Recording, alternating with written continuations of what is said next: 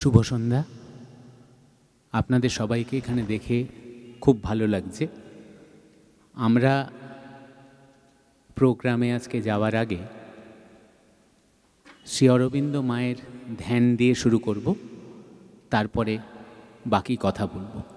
তো আমরা এখন ধ্যান মেডিটেশন করব।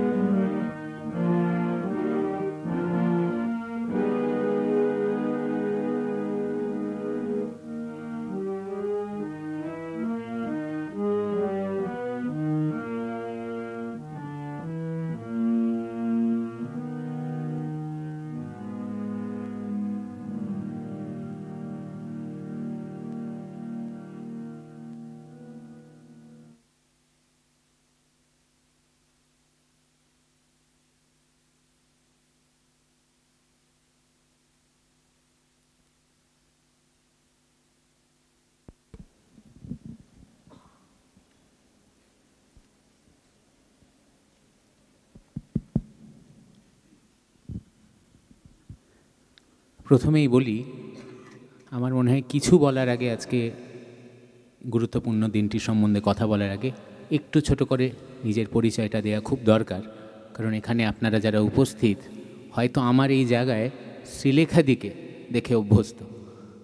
আমার নাম অভিষেক ঘোষ। আজকে শ্রীলেখাদির কাজটা আজকে সন্ধ্যের জন্যে আমি করছি।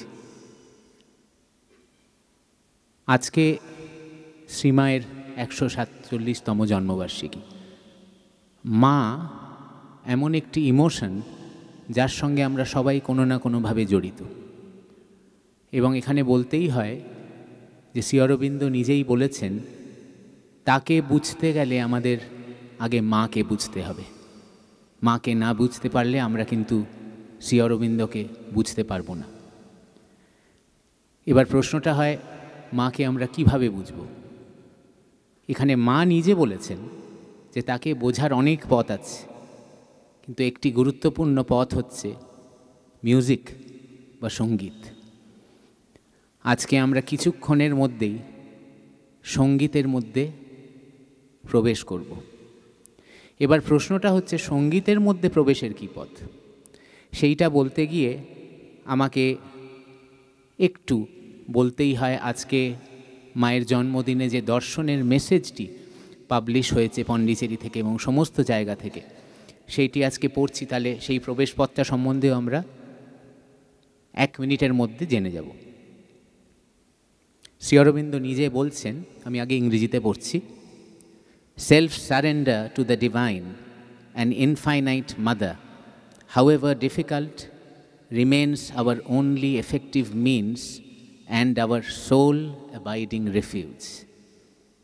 বাংলাতে উনি বলছেন, নিজেকে ঐশ্বরিক ও বিশ্বমায়ের কাছে সমর্পণ যতই কঠিন হোক না কেন, তা আমাদের একমাত্র কার্যকর উপায় এবং স্থায়ী আশ্রয়।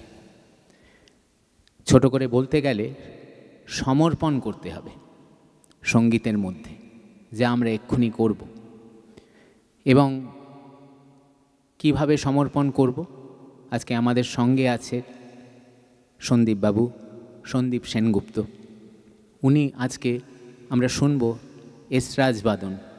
এবং এই শান্তিনিকেতনের মাটিতে দাঁড়িয়ে একটা কথা না বললেই নয় যে এসরাজ এমন একটি মিউজিক্যাল ইনস্ট্রুমেন্ট যেটি শুধু মিউজিক নয়, রবীন্দ্রনাথ ঠাকুরের সঙ্গীত চেতনার সঙ্গে ওতপ্রোতভাবে জড়িত। আপনারা হয়তো অনেকেই জানেন। সন্দীপবাবুর সঙ্গে তবলায় সহযোগিতা করবেন শীতরণ দাস, উনি সঙ্গীত ভবনের অধ্যক্ষ, এবং তার ছাত্রছাত্রীবৃন্দেরা। হয়তো সন্দীপবাবুই তাদের ইন্ডিভিজুয়াল পরিচয় করিয়ে দেবেন প্রোগ্রামটি চলাকালীন, তার মধ্যে আমি যাব না। আপনারা নিজেদের মনোযোগ দিয়ে সমর্পণ করে আজকের এই সন্ধ্যেটির ভালোভাবে মজা নিন, এনজয় করুন, মায়ের জন্মদিন সেলিব্রেট করুন। কারণ মায়ের জন্মদিন 21শে ফেব্রুয়ারি মানে কিন্তু আমাদের কোথাও সবাইয়ের জন্মদিন বা আমাদের সবাইয়ের মায়ের জন্মদিন। এই ফিলিং নিয়ে আপনারা শুনুন।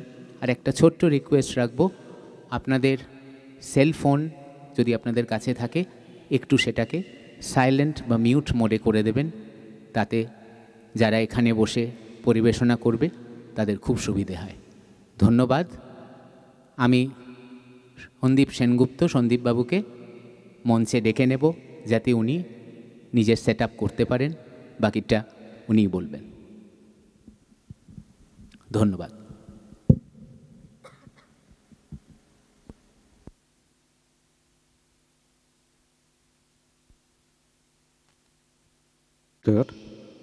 শুভ সন্ধ্যা। আজ এরকম একটা দিনে এখানে পারফর্ম করতে পারা সত্যি ভাগ্যের।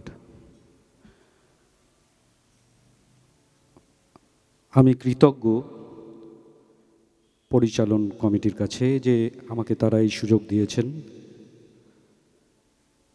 আর সবথেকে ভালো লাগছে আপনারা এসছেন। এসরাজ আমি মনে করি আমি শান্তিনিকেতন ঘরানাই বাজাই। আমি আজকের অনুষ্ঠানটা দুটো পার্ট করেছি। প্রথম পার্টটায় আমি কিছুক্ষণ বাজাবো, তারপরে একটা ব্রেক। দেখুন অনেক এসছে বিভিন্ন বয়সের, ওরা তারপরে বাজাবে। আর আরও খুশি আপনাদের সঙ্গে সঙ্গে এমন একজন আমার অনুষ্ঠান দেখতে এসছেন আজকে, যাকে আমি আমার ঈশ্বর মনে করি, আমার অগ্রজ সৌমেন সেনগুপ্ত। চলুন বেশি কথা না বলে বাজনা শুরু করি। ধন্যবাদ। আর আমার সঙ্গে যিনি আজকে তবলায় আছেন, তাকে পাওয়া মানে বিরাট ভাগ্য আমার বলবো। সীতারামদা, সঙ্গীত ভবনের অধ্যাপক। উনি দীর্ঘদিন যাবৎ উস্তাদ সাবির খান সাহেবের কাছে শিক্ষালাভ করেছেন। তো নতুন করে আর কি বলবো, বাজনাতেই ওনার পরিচয় পাবেন। চলুন আমরা বাজনা শুরু করি।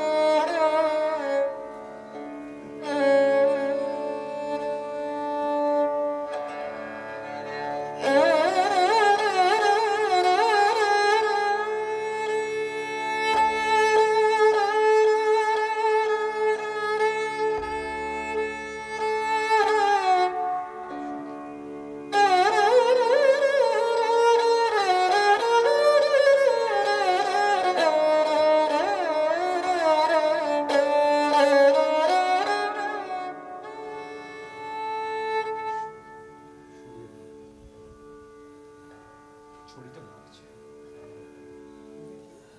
স্ট্যান্ডটাই সরিয়ে দিন, ছড়িটা লেগে যাচ্ছে।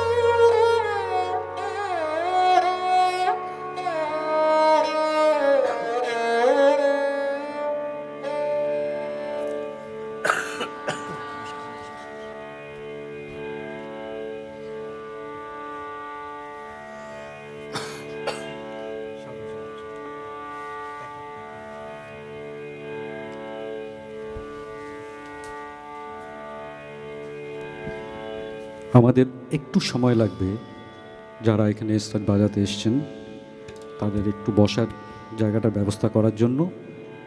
আর এর মধ্যে এই সময়টার মধ্যে আমি আমাদের যিনি সঞ্চালিকা আছেন অনন্যা, তার হাতে মাইক্রোফোনটা তুলে দিচ্ছি, বাকিটা এবার অনন্যাই বলবে।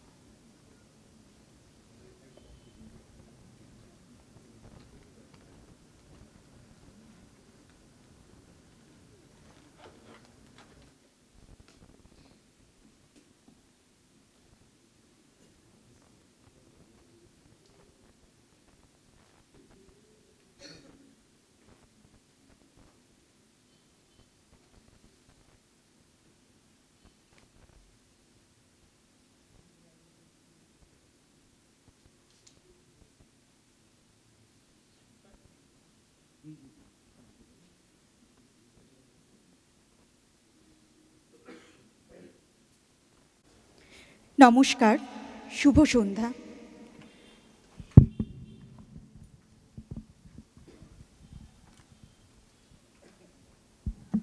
সন্দীপ সেনগুপ্ত এস্ট্রাজ একাডেমির পক্ষ থেকে শ্রী অরবিন্দ ইনস্টিটিউট অফ কালচারকে জানাই অসংখ্য ধন্যবাদ ও আন্তরিক কৃতজ্ঞতা। আজকের এই সান্ধ্যকালীন আয়োজিত অনুষ্ঠানে আমাদের আহ্বান জানানোর জন্য।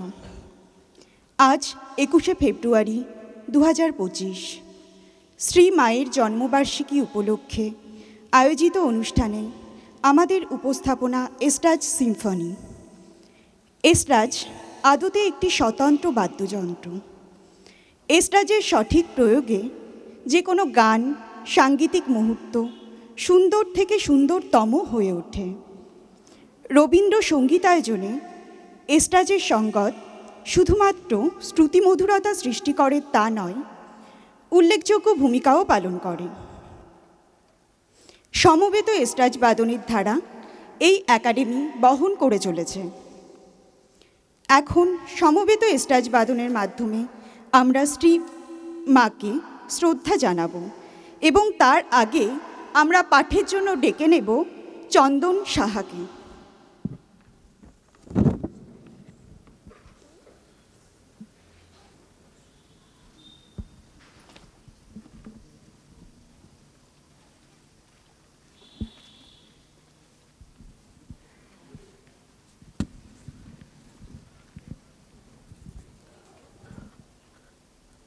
নমস্কার, শুভ সন্ধ্যা। আজ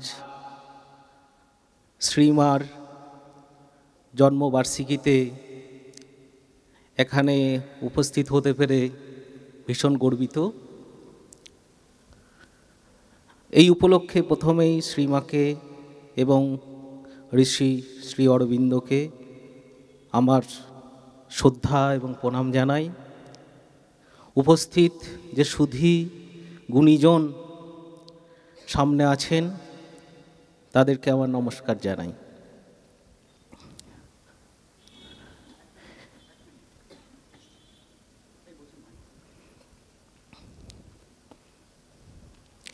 এখানে শ্রী অরবিন্দ নিলয়ের যে সন্ধ্যাকালীন আজকের আয়োজন, সেখানে মাননীয় সঞ্চালক প্রথমেই যে সুর বেঁধে দিয়েছেন সমর্পণ, এবং এই যে জায়গাটির অবস্থান প্রকৃতির মাঝে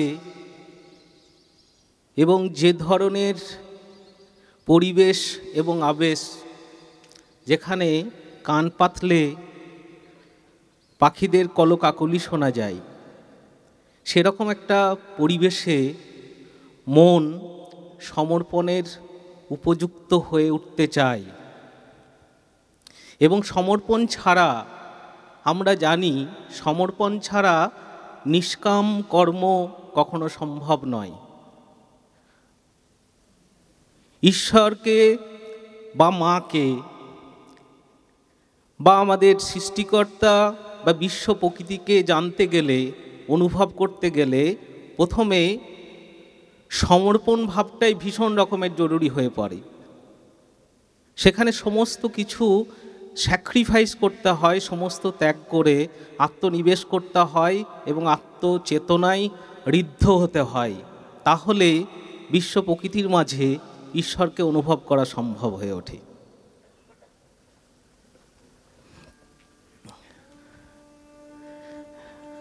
আমরা যারা ঈশ্বরের পথে, ঈশ্বরকে লাভ করার জন্যে আর জীবনে একটু আধটু চর্চা করি বা জীবন পথে আগাতে চাই, প্রত্যেকটি মানুষই কম বেশি ঈশ্বর ভাবনায় আপ্লুত থাকেন। তারপরেও আমাদের এই পৃথিবীতে বিভিন্ন রকমের গোলযোগ, এই সিম্ফনির মধ্যে বিভিন্ন রকমের ক্যাকোফনি আমরা খুঁজে পাই, যেখানে মানুষ শান্তি হারায়। ঈশ্বরের ভক্তি আছে এমন এক শ্রেণীর মানুষ ভেবে বসেন ঈশ্বরের ইশারা ছাড়া গাছের পাতাও নড়ে না। তাহলে আমরা প্রত্যেকটা কর্ম যেটা করছি সেটা বুঝি ঈশ্বরেরই ইশারা, ঈশ্বরই হয়তো করাচ্ছেন। এই ভাবনা থেকেই আমার একটি কবিতা লেখা। আমি খুব ভালো আবৃত্তি করতে পারবো না, আমার ভাবনা দিয়ে এটা লেখা যে ঈশ্বর আমাদেরকে দিয়েছেন সব কিছু এবং সব কিছুই নিয়ন্ত্রণও করেন, সকল কিছুই নিয়ন্ত্রণ করেন। যে আমাদের জন্ম থেকে আমাদের যত ইন্দ্রিয় আছে, আমাদের মানব শরীর, বিশ্ব প্রকৃতির সব কিছুই নিয়ন্ত্রণ করেন। কিন্তু একটি জিনিস আমাদেরকে ছেড়ে রেখেছেন, সেটা হচ্ছে আমাদের কর্মের ক্ষেত্রে আমরা স্বাতন্ত্র, সেখানে আমরা স্বাধীন। ঈশ্বর সেখানে আমাদেরকে মুক্ত করেছেন। তাই আমাদের কর্মফল আমাদেরকে ভোগ করতেই হয়। যে যেমনভাবে আগাতে পারে তার জীবনে, নিষ্কাম কর্মের মাধ্যমে ঈশ্বরকে অনুভব করা যায়, একটা পবিত্র জীবনযাপন করা যায়। আর ঠিক উল্টোটা হলে তার পতন ঘটে, কুয়োর মধ্যে, মরণ কুয়োর মধ্যে, জঞ্জালের মধ্যে ধীরে ধীরে সে ডুবে যায়।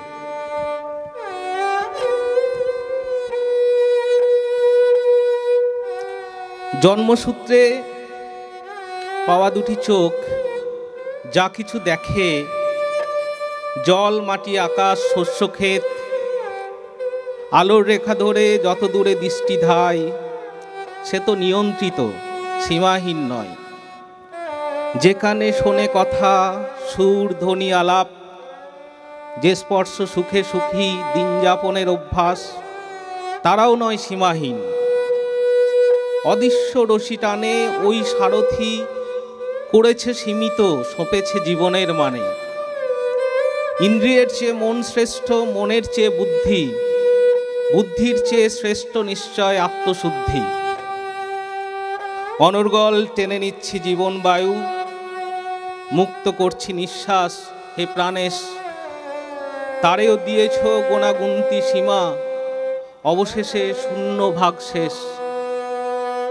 কর্মই শুধু তোমার, তোমারই, ঈশ্বরের বাধাহীন।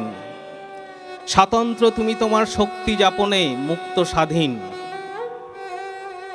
একে একে পার হয় শত সহস্র শান্ত অশান্ত জীবন ঢেউ, তাদেরও জীবনী লেখে অন্তরিক্ষে লক্ষ্য রাখা কেউ।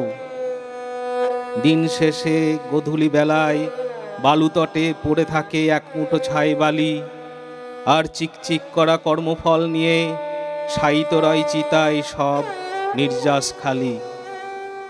বাইরে তখন ভীষণ বেগে ছিন্ন পাপহারা, উষ্ণ প্রসবন জলে মিশে যায় ধারা।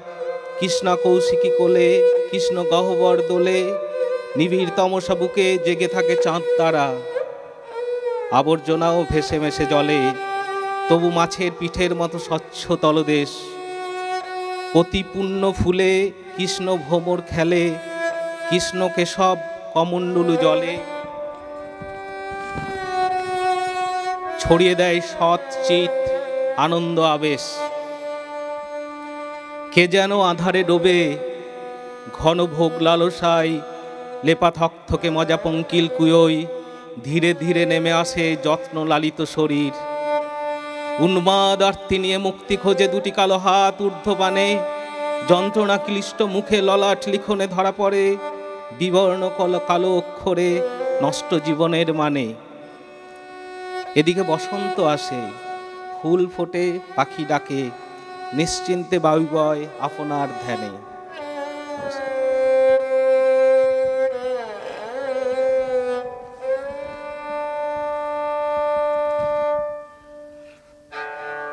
আমার শেষ কবিতা।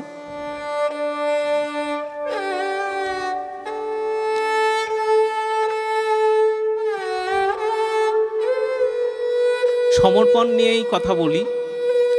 সমর্পণে সবই ত্যাগ করতে হয়। আস্তে আস্তে আমাদের জগতের জাগতিক সব কিছু ত্যাগ না করলে ঈশ্বরকে অনুভব করা যায় না।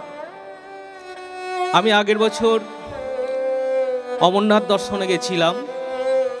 পেহেলগাঁও থেকে যে যাত্রা আমাদের দেবাদিদেব মহাদেব শুরু করেছিলেন, কথিত আছে তিনি অমরনাথের গুহাতে পার্বতীকে অমর কথা শোনাতে নিয়ে গেছিলেন। তো সেই পথে তীর্থযাত্রীরা, সাধারণ মানুষ, আমাদের মতো সাধারণ মানুষ যায় ঈশ্বরের পথকে অনুভব করার জন্য।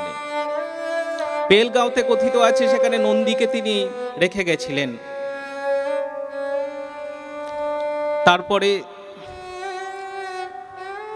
মহাগুণটপ, যেখানে গণেশকে সেখানে ছেড়ে যান। শেষনাগে তার গলার সাপটাকে রেখে যান। পঞ্চতারিণী, পরবর্তীতে আসছে পঞ্চতারিণী, যেখানে 5টা ধারা আসছে, 5টা নদী এসে মিশছে। সেটা বলা হয় যে তিনি সমস্ত আমাদের যে ইন্দ্রিয়ের অনুভূতি সেগুলো সেখানে ত্যাগ করেছিলেন। পরে সঙ্গমের পরে অমরনাথের গুহা, সেখানে তিনি পার্বতীকে অমর কথা শুনিয়েছিলেন, যে অমর হওয়ার যে রহস্য।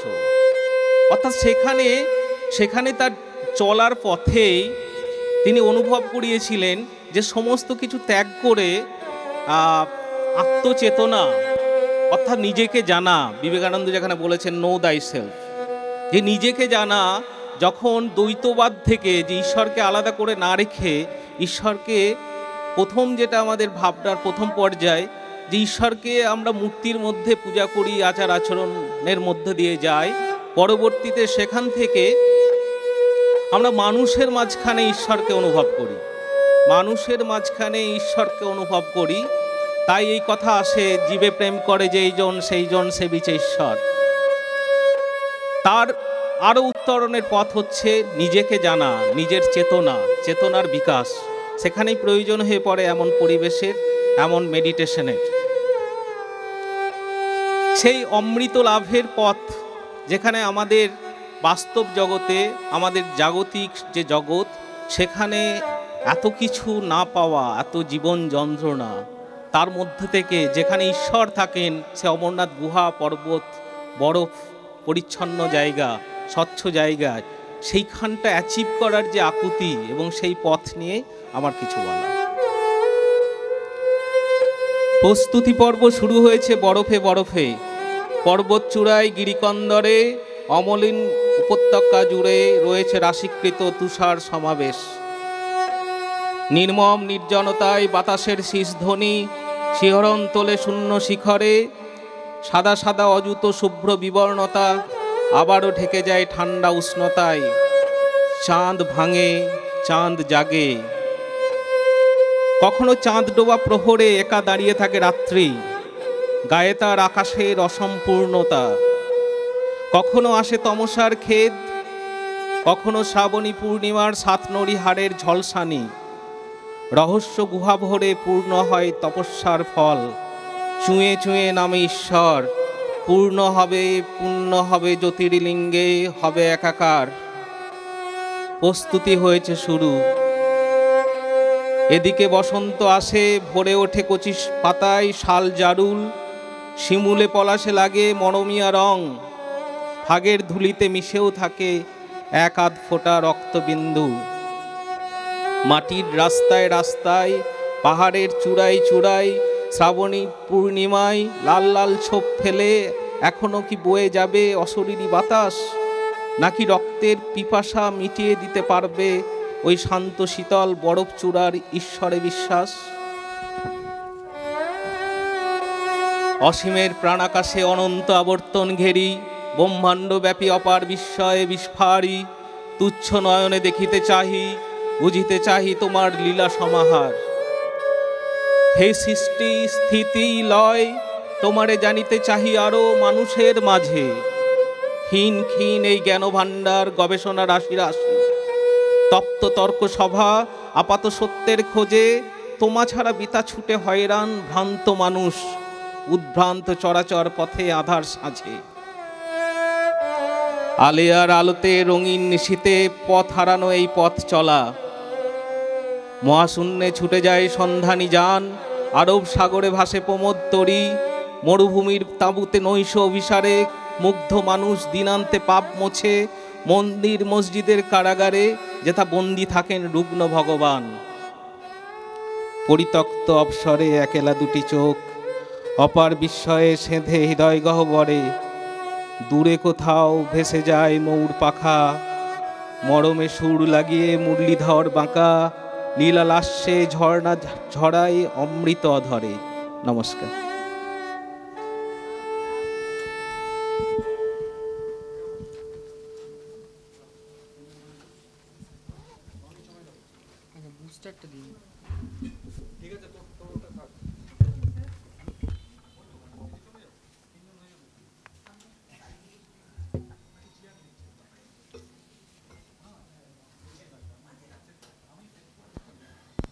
শ্রীমতী কান্তা চৌধুরী, রনি সাহা, অনন্যা চ্যাটার্জি, অনন্যা দালাল, সাক্ষী চক্রবর্তী, বিজয়চাঁদ দাস, সব্যসাচী দাস, তাপস সরকার, দেবাদ্রি দাশগুপ্ত, শিবায়ন স্বর্ণকার, রঙ্গিত সেনগুপ্ত ও আত্রেয়ী অরিপ্রা ঈশান, এবং ট্র্যাক তৈরিতে যাদের অবদান অনস্বীকার্য, পণ্ডিত শ্রী বিপ্লব মণ্ডল, ম্যাকডি, দেবাঞ্জন ভট্টাচার্য, সৌম্যজ্যোতি ঘোষ, অমল সরকার, ছোটকা কর্মকার, কৌশিক নাথ, সামগ্রিক তত্ত্বাবধান ও পরিকল্পনায় রঙ্গিত সেনগুপ্ত। আমাদের প্রথম নিবেদন আনন্দলোকে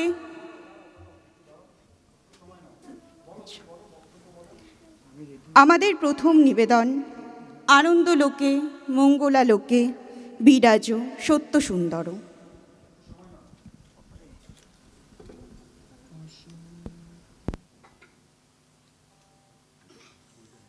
বাজবে তো?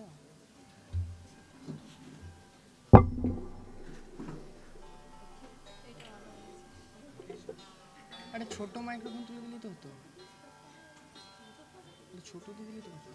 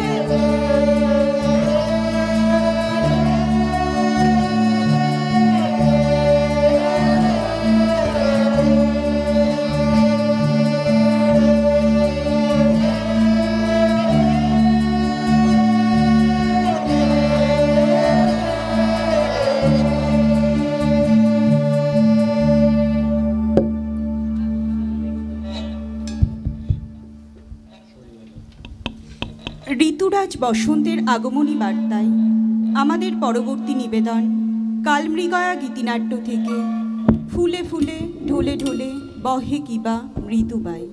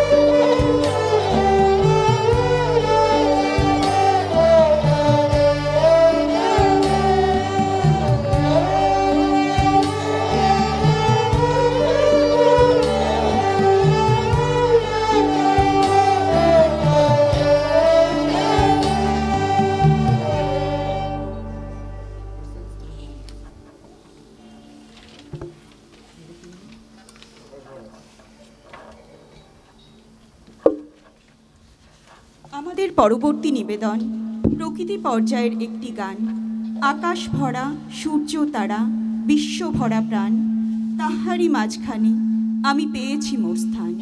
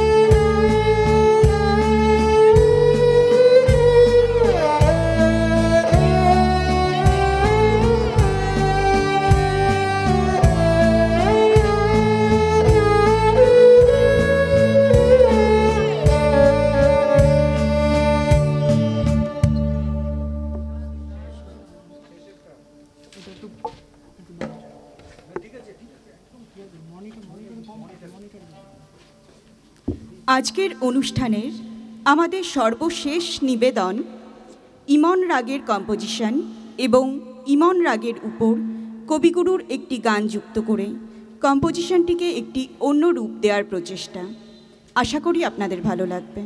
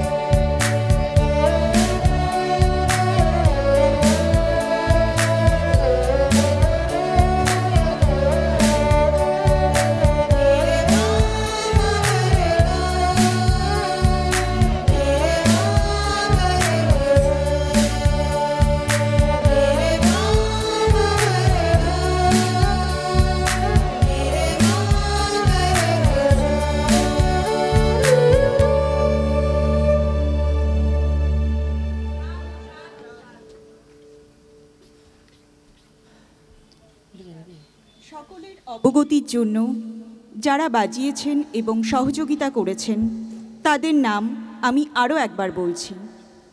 শ্রীমতী কান্তা চৌধুরী, রনি সাহা, অনন্যা চ্যাটার্জি, অনন্যা দালাল, সাক্ষী চক্রবর্তী, বিজয়চাঁদ দাস, সব্যসাচী দাস, তাপস সরকার, দেবাদ্রি দাশগুপ্ত, শিবায়ন স্বর্ণকার, রঙ্গিত সেনগুপ্ত ও আত্রেয়ী অরিপ্রা ঈশান।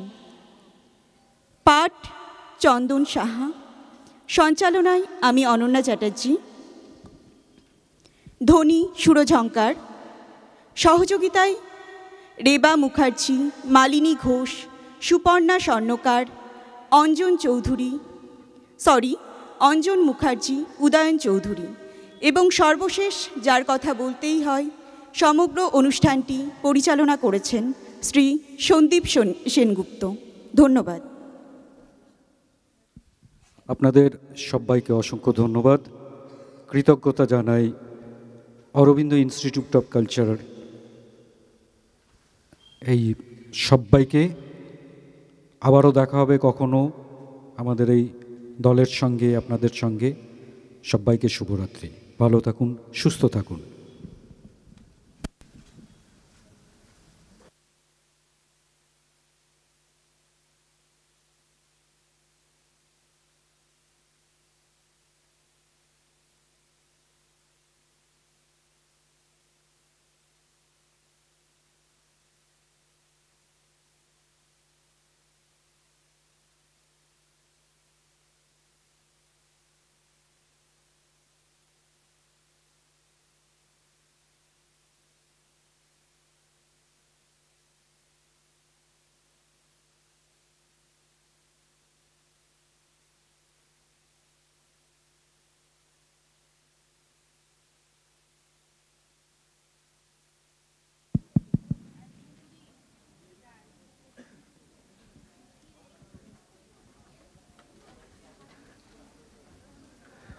আমি কিছু কথা বলে একটু শেষ করব। যারা বেরিয়ে যাচ্ছেন তাদের একটু অনুগ্রহ করে শুনতে বলবো যে আপনারা একটু অপেক্ষা করে যান, কারণ আমার বাঁদিকে এক্ষুনি মায়ের জন্মদিন উপলক্ষে প্রসাদ বিতরণ করা শুরু হবে। আপনারা প্লিজ প্রসাদ নিয়ে যাবেন সবাই। আর বেশি কিছু তো এইরকম অবস্থায় বলা যায় না, কারণ আমি জানি আমাদের সবাইয়ের মনের অবস্থা এখন কীরকম, মানে একদম মিউজিক্যাল যাকে বলে। এটা বলবো যে সন্দীপবাবু যতবার আমাদের প্রতিষ্ঠানে কিছু না কিছু কাজ বা কোনো না কোনো প্রজেক্টে কাজ করেছেন, আগে উনি নিজের মতন করে ম্যাজিক সৃষ্টি করেছেন। আজকেও আমরা তার একটা ছবি দেখতে পেলাম। এবং এটা বলবো যে ওনার এখানে আরেকটি ভূমিকা আমরা দেখতে পেলাম, একটি ভূমিকা শিল্পীর, আরেকটি গুরুর। মা বলেছেন যে একজন টিচার তার ছাত্রছাত্রীদের কখনো স্পুন ফিড করে না, উত্তরটা বলে দেয় না, কিন্তু গাইড করে যাতে তারা উত্তরের কাছে যেতে পারে। আমরা বোধহয় ছোট করে সেটাও দেখলাম। বিভিন্ন বয়সের একাডেমির যারা সদস্য, আমি প্রত্যেককে ধন্যবাদ জানাবো, অবশ্যই সন্দীপবাবুকে তো জানাবই। আর যারা ছোটরা বা বড়রা তাদেরও বলবো, যারা শিখছেন একাডেমিতে, যে মায়ের এই কথাটা মনে রাখবেন যে সমর্পণ নিয়ে তো আমরা অনেক কিছু শুনলাম, চন্দনবাবু খুব সুন্দর করে পাঠ করে আবার বলে দিলেন যে আমরা মনোযোগ দিয়ে যেন আমাদের কাজ করি। ঈশ্বরকে পাওয়ার একটা কিন্তু প্রধান জায়গা হচ্ছে আমাদের ভারতবর্ষে, এটা বলতে কোনো দ্বিধা নেই, গুরুর কথা শুনে চলা। আমাদের বেশিরভাগ জিনিসই কিন্তু গুরুমুখী। আমরা ছোটরা যেন অ্যাটলিস্ট, যাদের এখনও জীবনটা অনেকটা সামনে পড়ে আছে, সেই গুরুমুখী বিদ্যাতে এগোতে পারি। মাও বলেছেন টিচারের গাইডেন্স দেখে চলতে পারি, এবং সবচেয়ে ইম্পর্ট্যান্ট নিজের সাথে কম্পিটিশন করি, অপরের সাথে না। হোঁচট খেতে হবে, পড়তে হবে, হাত কাটবে, পা কাটবে, কিন্তু একদিন না একদিন ঠিক ওই ঈশ্বর দর্শনটা কিন্তু হতে থাকবে। এটা কিন্তু একটা প্রতিদিনের এক্সারসাইজ। এইটা ছোটরা যেন কখনো মন খারাপ না করে ভাবে যে এই আজকে তো আমারটা এরম হলো না, কালকে তো বেটার হলো। ওটাই কিন্তু আমাদের, ওটাই কিন্তু নেচার, ওটাই কিন্তু ভগবানের নির্দেশ, এর মধ্যেই আমাদের চলতে হবে। আপনারা এলেন, খুব ভালো লাগলো। আমাদের আগামী শ্রী অরবিন্দ নিলয়ের প্রোগ্রাম দোলের সময় হবে। সঠিক ডিটেলস আপনারা সবসময় যারা চোখ রাখবেন জানতে পারবেন আমাদের এই প্রবেশদ্বারে, এবং হয়তো শান্তিনিকেতনের কিছু জায়গাতেও অনেক সময় আমরা ব্যানার দিয়ে থাকি। আর আমাদের একটি ফেসবুক পেজ আছে যার নাম শ্রী অরবিন্দ নিলয়। যারা সোশ্যাল মিডিয়াতে থাকেন তারা আমাদের পেজে ভিজিট করতে পারেন। সেখানেও আমরা যে মাসিক অনুষ্ঠান অধিকাংশ সময় করে থাকি সেখানে তার ডিটেলস আমরা দিয়ে দেব। এবং মা শ্রী অরবিন্দর বাড়িতে কিন্তু আপনারা সবসময় অন্য দিনও আসতে পারেন। মন ভালো করতে শুধু নয়, মন খারাপ হলেও শুধু নয়, এইটা আপনাদের জায়গা, যখন মনে হবে চলে আসবেন। এই বলেই আমি আমার আজকের ঘোষণা এবং এই অনুষ্ঠানের সমস্ত কিছু দায়িত্ব এখানে শেষ করব। আরেকবার বলবো আপনারা প্রসাদ গ্রহণ করবেন, এবং আমাদের একটি অনগোয়িং আর্ট এক্সিবিশন পেছন দিকটায় চলছে গ্যালারি লা মিয়ারের পক্ষ থেকে। আমাদের কিছুদিন আগে শান্তিনিকেতনের প্রতিষ্ঠিত শিল্পীরা তাদের একটি পেন্টিং ওয়ার্কশপ হয়েছিল, সেই প্রদর্শনী চলছে। আপনারা ছবি দেখতে পারেন, এটি আজকেই থাকবে, আপনারা সেটা এনজয় করতে পারেন। অনেকেই পেছন দিকে আছে আমি দেখতে পাচ্ছি। এবং আপনাদের বাকি দিনটা খুব মিউজিক্যাল হোক, খুব ভালো কাটুক। শুভরাত্রি, ভালো থাকবেন।